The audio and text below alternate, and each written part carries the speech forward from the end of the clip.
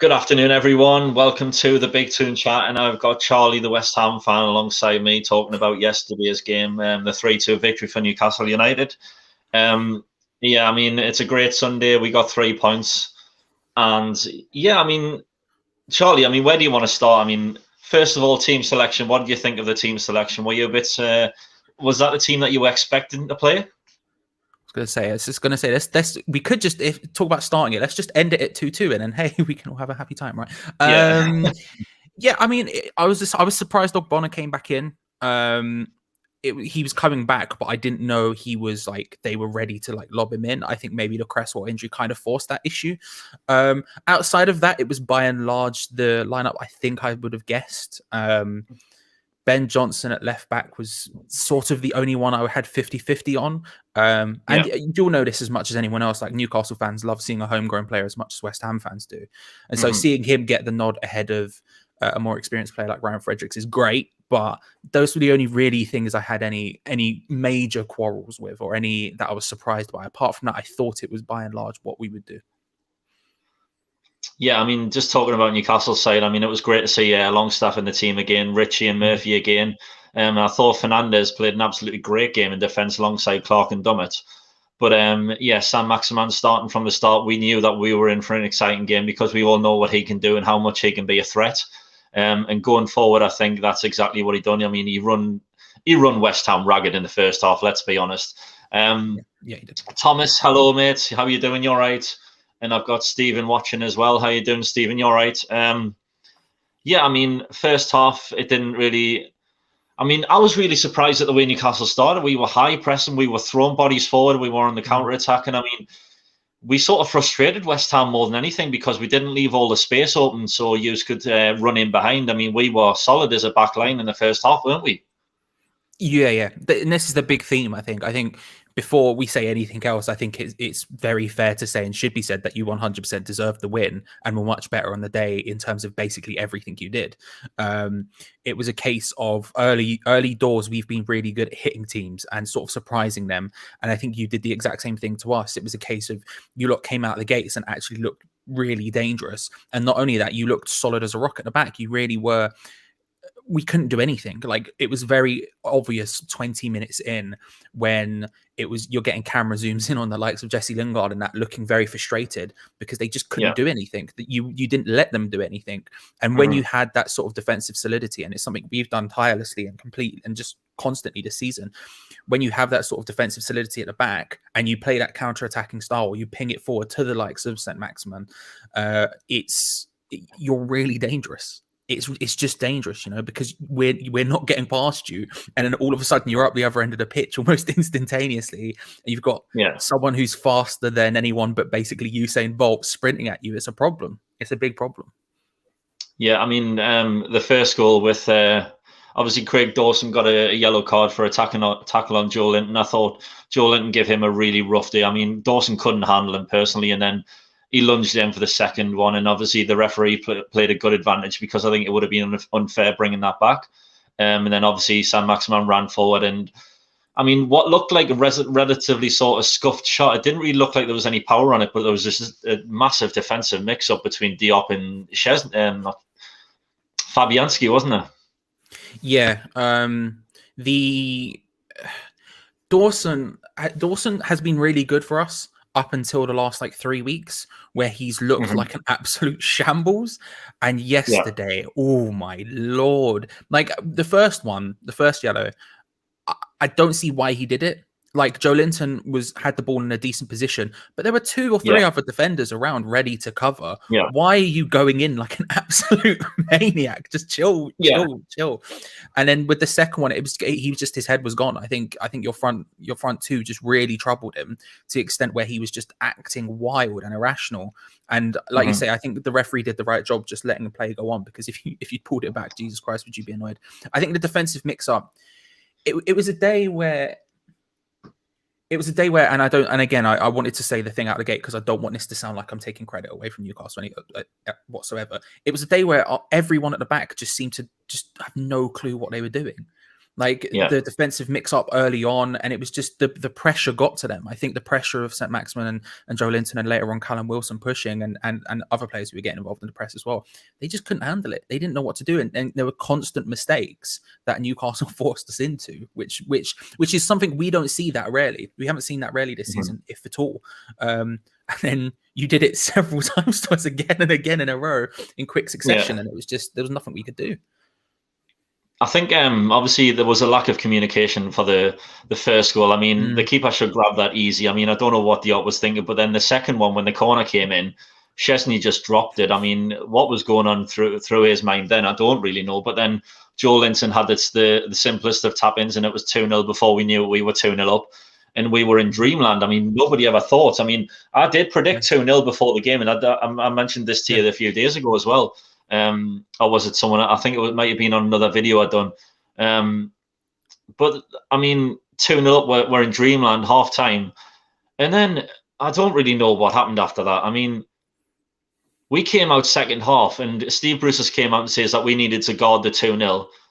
We were in attacking mode. We were in control of the game, and then he's basically told me to sit back. I mean, God knows why he wants to do that. There was 3, 4, 5 goals there for easy. And I mean, when the first equalised, the first goal went in for West Ham, I was thinking, it's going to happen again. It's going to happen again. And what were you thinking when the first goal went in?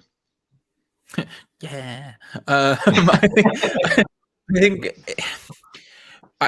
you did what we've been doing of late, where we have a lightning first half, and then we get a little bit scared and go, right, lock it down. Just stop, just everyone stop.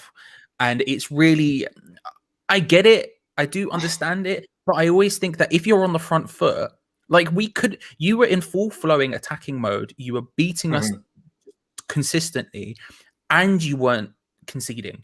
So why would you change that? It's not like you were at any sort of odds of conceding. So I don't understand why you then go, actually, we're now just going to defend outright, and then you can just have the ball. Because it's just, it seems counterintuitive in that sense. I get it, but I'm like, why? And so when that first goal went in, I felt the second half we were significantly better. We were given a lot more time on the ball. We were given a lot more space on the ball. Because we were defending. That's all we were doing. Yeah, basically. And I think that was kind of the case. That's why we scored, because you lot just sort of decided to stop going at us a little bit. And I think although we did have the lion's share of possession in the first half, we were getting it in places we wanted it more in the second. We were getting it a lot more in your final third. We were seeing a lot more people getting in the right positions. And so when that first goal went in, I felt sort of like it could have been the beginning of a comeback. I didn't think it would be, because I thought, well, Newcastle have been so much better than us today. We shouldn't be allowed back in. We're down to 10 men. This shouldn't be happening. But we certainly were the better of the two teams for it at that stage. But yeah, I was mostly just shocked. Also, I do a watch along on Hammer's chat, and the chat was shouting at me to eat oranges. So I was eating oranges at the time. So there was a lot going on in my life personally. Do you know what I mean? I had it's the whole thing. So I was a bit distracted. But yeah, I don't think we should have been. It felt a little bit lucky. We felt a little bit fortunate, I think, because although we were the better side, we shouldn't have been, if that makes sense. Yeah, I mean, obviously West Ham's first goal, I think there was a defensive mix-up on our half, because, I mean, Diop got between Clark and Fernandez, and someone should have been watching Diop, because we know how dangerous he is in the air. But yeah, I mean, the second goal, Stephen's just mentioned that he didn't think it was a penalty for West Ham's equaliser, to be honest. I mean, I think it was. I mean, when Clark goes up with his elbow first like that, and the ball hits him straight away in the arm, I think it's a penalty. And we all knew it watching it. And then the referee went over to the screen. He was only going to give one thing. He was only going to give a penalty. And Jesse Lingard put it away. I mean, 2-2, and that was it. And I was thinking, God, Twitter's going to erupt if this finishes 2-2, because I know what every Newcastle fan is going to be thinking. So at 2-2, Lingard just slotted home in a penalty. Did you think you could go on and win the game? At that point, potentially, yeah. Whether or not it was a penalty, I'm actually mildly sympathetic. I think you could see it go either way. Like you said, once he went over to the board to check it, I felt like it was a foregone conclusion that it was going to happen. But let's say light. let's say light. It's not. I wasn't super convinced. I was obviously very happy, but I wasn't super convinced. Jesse Lingard puts away one of the better penalties you're going to see this season. Just absolutely pelts it in off the post without any, like, Dubravka wasn't even getting close to it, let alone saving it. Too much power on it. Too much power, perfect placement, just bang. Like, it was happening. I felt like there was an opportunity because you'd let us in. That's the, like, facts of the matter. I felt like if you'd stepped it back up again, we'd be in trouble. But when you're down at the bottom of the table again, you'll know this as much as West Ham fans know this. We're down at the bottom of the table almost constantly. When you've been in good form and then all of a sudden it drops, it's really difficult to pick that back up. And so once we were there at 2-2 with 10 men, I was like, there is potentially an opportunity here to go and actually do something to get the 3 points that we shouldn't be allowed to go and get. And the penalty sort of made that a lot easier for us. Thankfully, as we all know, that didn't work out quite how it could have. But there was certainly an opportunity there, and I felt like Newcastle had just, I don't want to say given up, but it was they certainly given up attacking at that point. Yeah, I mean, I really don't know what sprung into the players' mind. Obviously, going to 2-2, right? You think we need leaders on the pitch. We need to start going forward again. We can't afford to sit back, not the position that we're in. Yeah. And rightfully so, we started attacking again and went up the other end. Great play between Shelvey, Joelinton and Richie on the left-hand side. And then Richie again, a perfect ball, a perfect cross. Yeah. And Joe Willock, of all people, Arsenal player, likes to score against London clubs for some reason or other.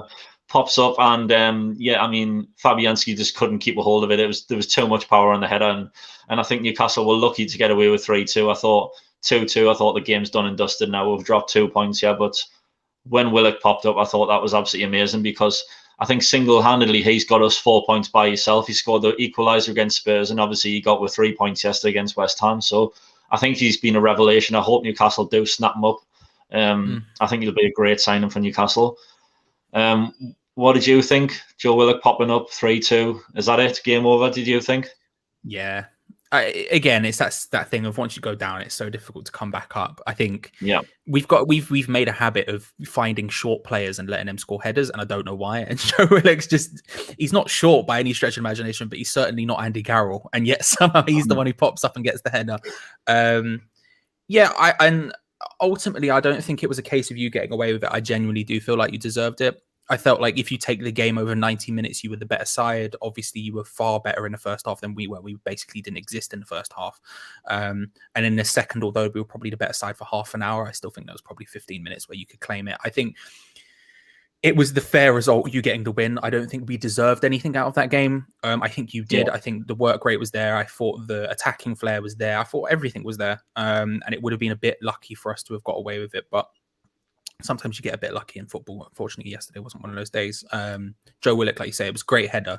And Fabianski's a very good goalkeeper, a good shot stopper. I don't think he had particularly his best day yesterday, but even then, to get a header that powerful, to just not have Fabianski even have a chance of stopping it, that's really good. And like you say, Matt Ritchie, I really liked Matt Ritchie at Bournemouth, and he was very good again yesterday. I felt like he just there was a point where and it was notable from a West Ham perspective, but he was towards the end of the game. He and Vladimir Kufal, the West Ham right back, were fighting for the ball.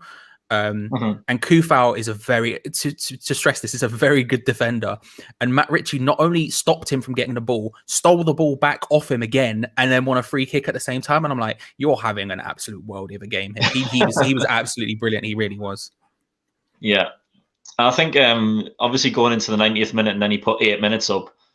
And for some reason or other, we decided to just go into the corner flag. And I mean, you know as well as anyone, no team's going to keep it in the corner flag for 8 minutes. So I don't really know what they were thinking. I mean, obviously you're 3-2, you want to win the game. So try and win it the right way. Don't try and sit in the corner for 8 minutes, because it's just not going to happen, is it? I mean, I'm just pleased with the win personally. I think Callum Wilson came on. I thought, I mean, he's probably going to make a difference as well. He made some good runs. He could have had a goal, but obviously I think he took one touch too many and the shot was blocked. So, I mean, when did you see Callum Wilson come on? Did you think, oh, God, he's going to score against us again? Look, death taxes and Callum Wilson scoring against West Ham, these are the given things in life. Him and Romelu Lukaku are every West Ham fan's nightmare. You see Callum Wilson coming on, and as much as that guy can't stay fit to save his life, you're like, not only is he gonna not get injured today, not only is he gonna play, he's gonna bang in some sort of world against us because it's just what he does. Yeah, If anything, I was surprised he didn't get another because Jesus Christ, it's Callum Wilson. Thankfully, we only kept it to 3-2, so the goal difference wasn't that bad for us. But at the same time, he just, once you have all your players fit, you've got something there. It's just about figuring out how to consistently get it on a weekly basis. But like you say, like with the likes of Richie and Wilson and Willock and all these other people now who are all sort of in and around that team, there is something there, and I'm shocked. And especially watching yesterday's performance. I mean, I've seen other games of yours where you've been absolutely abject this season. But when you look at yesterday's performance, I don't see how Newcastle can be as low as they are, because they just shouldn't be. Yeah. I think obviously we've been missing Saint-Maximin Wilson for a few months. Richie and Murphy haven't featured at all until recently. So, I mean, we've been playing players that didn't really deserve to be in the team, like Hendrick, Kraft. And we lost Dubravka as well for a bit. And then he came back and took over Darlow. I mean, not taking anything away from Darlow because he's been absolutely amazing this season as well. But yeah, I mean, we have had our fair share of injuries. That can't really play well enough. I think Longstaff come back in has been a revelation. I think he's been absolutely brilliant. Ran his socks off yesterday. Richie and Murphy. Richie's the natural leader on the pitch for me. I think giving Shelby the captain's armband is just absolutely ludicrous. I think Richie was the one barking orders yesterday, which I think was absolutely brilliant. Murphy is a good attacking option for a wing back as well. I think he just needs to work on his defending just a little bit. He's not an out defender, so I think he stopped a few crosses coming in yesterday, but at the same time he let a few crosses come in. So he's got to work on that. I mean, only he can do that. But yeah, I mean, it is just finding the balance of the strongest starting 11 that we have. And I think next week, I don't think Joe Linton's going to start for some reason. I think he's going to start Wilson because Steve Bruce was interviewed before the game yesterday and says that Callum Wilson's still a week away. So I'm guessing he's going to start next week. Saint-Maximin will start. So I think we'll have our front three firing next week. We've got Almiron, Saint-Maximin, Wilson. And I think we can go to Liverpool. Liverpool can come to St. James's, or I think it's away. I'm not too sure. And we can put up a good attacking performance, not just sitting back and defending, because we know Liverpool are there for the take and they're vulnerable this season. They haven't been performing well, have they? No, and you need to go into games like that thinking you can take it to those teams, especially someone like you say, Liverpool, who are vulnerable. They are vulnerable for it. We saw it when we faced them. We look like we could do like damage to them quite easily. They're not the Liverpool they were last season, which is a bit of a cliche to say, but it is very true. I think what yesterday showed is you have the right tools in the right places to take it to teams like Liverpool and actually get a result. And although when you're down at the bottom of the table, obviously it's all about getting the results against the teams around you. Let's not act like 3 points against Liverpool wouldn't be a lovely cheeky bonus. I mean, I think you're in a position, like you say, Austin's saying he reckons they're safe now. I think you're in a position now where you should be safe. It's yours to lose. And getting a result against Liverpool. I mean, a draw would be fine, probably, but getting a win against Liverpool would just be, at that point, you're just flexing on the rest of the teams around you, really. You know? Yeah, and obviously Fulham only got a point today against Arsenal. I know there was a massive VAR controversy in that game, so that's a different video. But Burnley's playing at the minute, and I think Brighton play Chelsea, I think, next. I think they do. And then obviously your next game's Chelsea as well, isn't it? Yeah, we've got Chelsea next weekend. That's going to be a big game. Obviously, the Champions League places is up for grabs, so you've got to go in there full guns blazing, haven't you? Significantly less confident than we were yesterday about that one. I think we do. Like, the injuries have hampered us to an extent. I think what we have done well this season is when we've not lost twice in a row this season yet. And when we have lost, we've usually come back pretty well. There's only been one instance this season where we've lost and then the next game looked just as bad. So hopefully it's a case of us going, right, we need to refocus, re-pressurize. And actually, I think the pressure mostly on that game will be on Chelsea's shoulders as opposed to ours.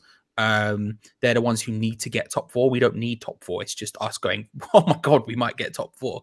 So in that case, that should help us. With Ogbonna back a week further in, we're going to have to figure out what happens at centre back. Obviously now Dawson has decided he doesn't want to play football for a week. We'll have to figure out what happens there.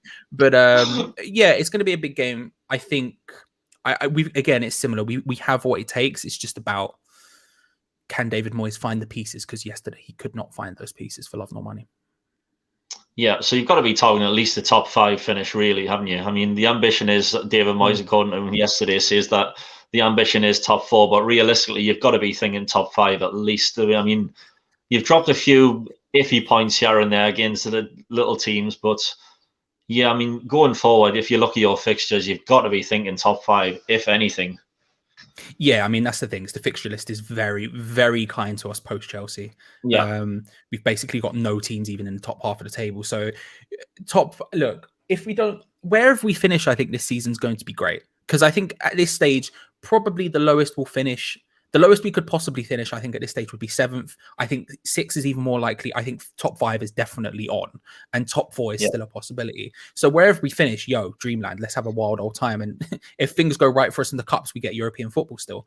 But if we beat Chelsea, if we can get a result there, top 4 is very, very real for us. And it's about finding.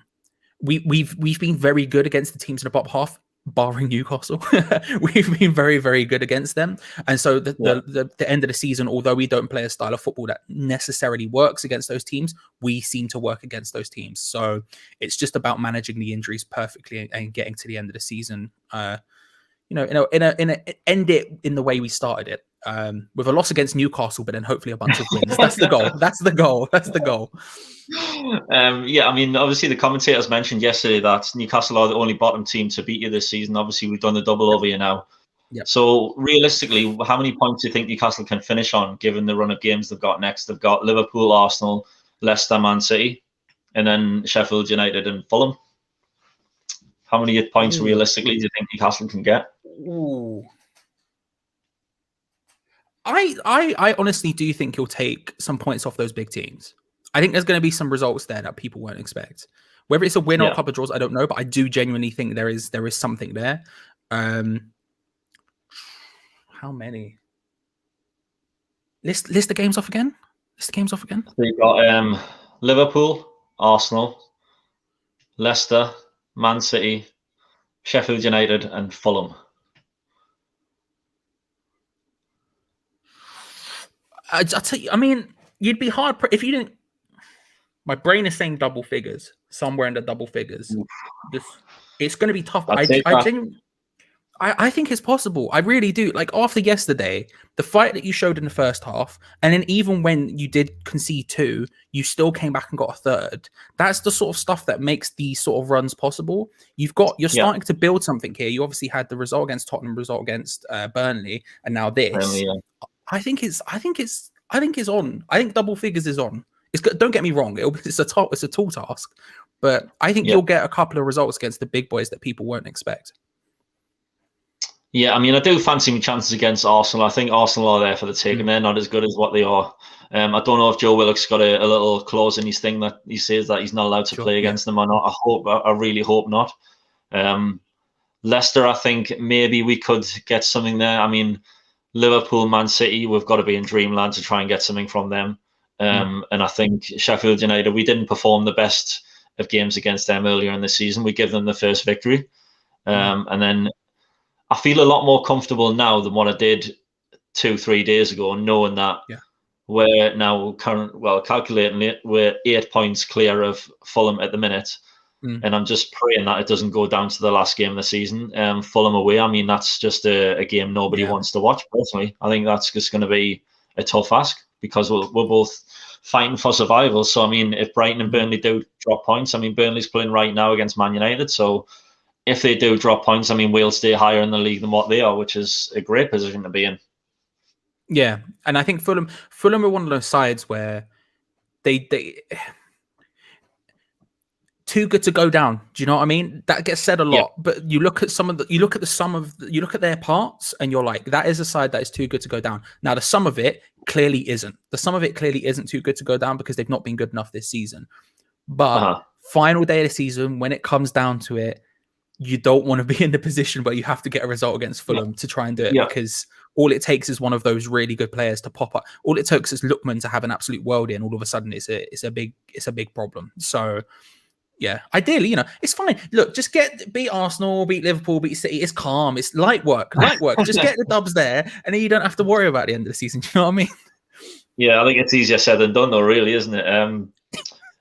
Yeah, I mean, do you think that obviously Sheffield United are gone? That was confirmed yesterday after the Wolves defeat. Do you think that Fulham and West Brom will join them? Do you think that's the relegation places are confirmed? Do you think? I don't know how you feel about Sam Allardyce. Obviously, he's been up there just as he has been with us, but I would very much like West Brom to go down. To be honest with you, Charlie, that's a different video altogether. What I think is very fair. Very fair. I would quite like. Listen, West Brom, right? They hired a guy I'm not too keen on, but worse than that, they sacked a guy I was very keen on to hire him. So look, they can get in the bin for as far as I'm concerned. I think, but I don't think they have enough to stay up. I don't think they have the quality there. I think Fulham do have the quality to stay up, but they don't look like they don't have the togetherness that Newcastle have shown to really grind out the results when it matters. So I think that is probably the three that's going to end up going down. Unfortunately for Fulham, but yeah, I do think that is the way it goes.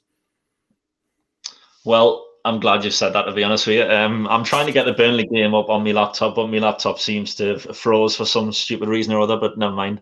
Yeah, Charlie, I just want to say thanks again for joining us. Good luck for the rest of the season, and especially against Chelsea, the big game of the season. That's like your cup final now, really, isn't it? I mean, that'll probably determine who finishes where. Yeah, the West Ham community at the moment is calling basically every game we have. It's 9 cup finals, 8 cup finals to go, 7 cup finals to go. Like you say, Chelsea's the big one, and then after that, it's just about getting the results we should get. But yeah, there's a lot of nerves there. What I would say is this, just very quickly before we go, this might cheer you up even more. I don't know if the rumors ever get up north, but I'm telling you, I would be shocked if in the next 18 months, John Joe Shelby isn't wearing a West Ham shirt. Every single window, John Joe Shelby to West Ham is one of the biggest rumors.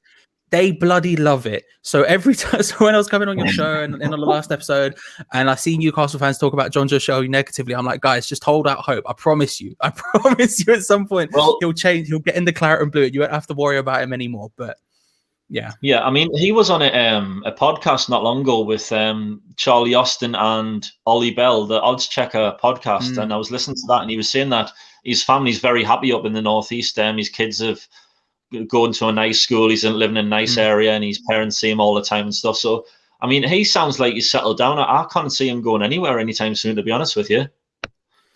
I reckon this is the thing. It's one of those things where it comes up every single window, John Joe Shelby. Yeah. And again, to give you potentially even more hope, Geordie talk, we have we need a centre midfielder in the summer. So I'm just putting it out there. I'm just putting it out there. We're very desperate for one, and John Joe Shelby is the guy who apparently someone at the club bloody loves. So, well, to be honest with you, Charlie, I mean, you ask any Newcastle United fan, I think his legs have gone. I don't think he's up to Premier League pace anymore. I mean, he slows the game down, if anything, and I think he gives the ball away too much. He bottles some tackles as well, and I just think, just nobody wants him playing in the team, basically. So, I mean, if West Ham come in with an offer, we'll be silly to say no to it, personally, I think. But like I said, I think he's happy in the Northeast. So, out of interest, how much money do you reckon it would take to get John Joe Shelby? Out of interest. How old is he now? He's 30? He must be 30. He must be 30 at least. Yeah. I reckon you're looking 10 million. Oh, mate, David Sullivan's ears are perking up. I'm telling you. It's happening. But thank you for having me on. I really do appreciate it. I've really enjoyed myself. And good luck for the rest of the season. I think you've got it. But have fingers crossed that Newcastle don't mess it up too badly, because I don't think you will at this point. Yeah, and there's half an hour gone in the Burnley game, and it's still 0 each. So, yeah, we're supporting Man United at the minute today, and then we'll support, I think, Chelsea the next game against Brighton. So, yeah, Charlie, thanks again. And if anyone's watching, please do hit the subscribe button at the bottom of the screen. Charlie's Twitter details are over on the description as well. So please go and give him a follow. He's a cracking lad. And hopefully we'll see you on the next video. And Charlie, I'll see you again very soon. Thanks very much. No worries. Thanks.